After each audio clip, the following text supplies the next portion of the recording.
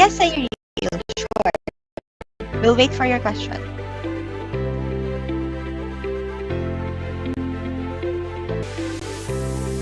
Cyril's question is, in your own observation or knowledge, how well does some of our companies here in our country try their best to be inclusive of our neurodivergent citizens or friends? Okay. So I can speak for the multinational companies. Majority of not majority, but a lot of them, especially those who are big on DEI, diversity, equity, and inclusion initiatives, actively partner with organizations like Autism Society of the Philippines to support neurodiversity in the workplace. A lot of the attention is skewed towards the autism spectrum community, and that's good because they're also very underrepresented. But there are other neurodivergent types, other neurotypes that could benefit. And when it comes to that, there's less attention in supporting them. But what's good is with the technology, whether you're a multinational company or not, if you're using things like MS Teams, meron ng um, auto captions or even auto, not really captions, but they're already typing. My AI na that types what's being talked about in the chat. So that also supports those with auditory processing naman. So you have audio and then you have visual support for meetings.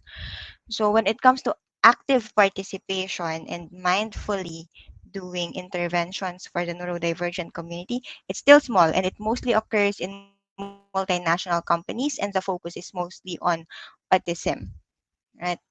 So how well? Those who are making the effort, they're doing it really well. But for majority of the companies in the Philippines, it's still not part of the priority, especially right now. The DEI initiatives are still mostly skewed towards the LGBTQ plus community, which is still a good thing because it's still a very important issue um, to be continuously discussed. But for neurodivergence, it's still in the minority. So if you want to get ahead, especially if you're part of HR or management or part of the leadership team, or want to own your own company in the future, if you focus on neurodiversity, that makes you part of the top 1%. I mean, that's just a ballpark figure in my head, who's actively trying to make a difference in this space. And so thank you for that, Cyril.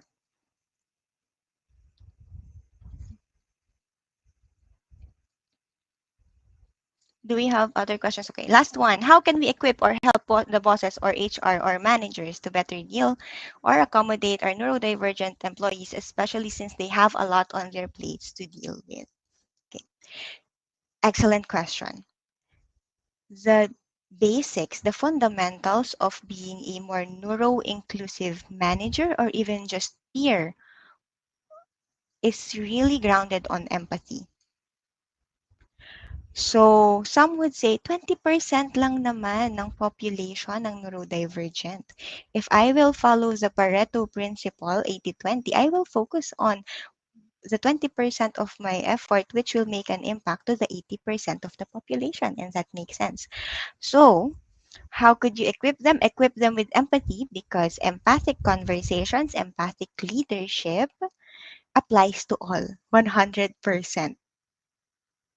And, and not everyone discloses that they are neurodivergent.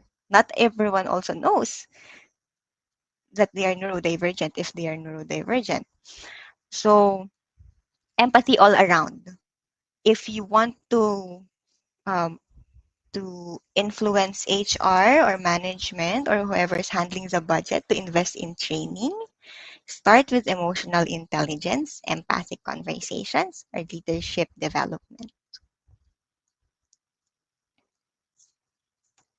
Yeah. It's a very good point that you have in your question, Cyril. No? They have a lot on their plates to deal with. Why would they think of the 20%? So empathic conversations, emotional intelligence, EQ still holds relevance in this day and age. Right? You are welcome. Do we have other questions, maybe from the other platforms? If none, we will close the Zoom link as well as the streaming by 3:10 p.m.